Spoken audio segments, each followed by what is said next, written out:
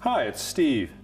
Today we're going to show you how to change the door shelf bracket on your refrigerator, and it's a really easy job and you won't need any tools. Let me show you how we do it. Now before we begin this repair, the first thing we'll do is peel the protective plastic off of the new shelf rail.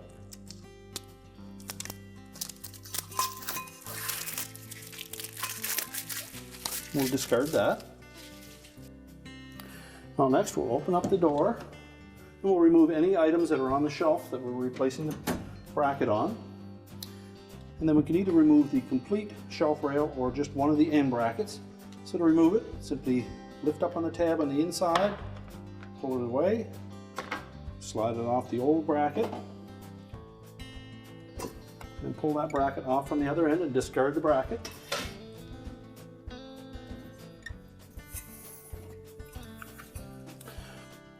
Now to install the new shelf bracket, we'll first start by just bending in the ends just a little bit, and that will allow them to hold on to the end bracket better. Fit it on firmly, slide it into the existing end bracket, line it up, snap it in place, you're ready to reload the shelf, and your repair is complete.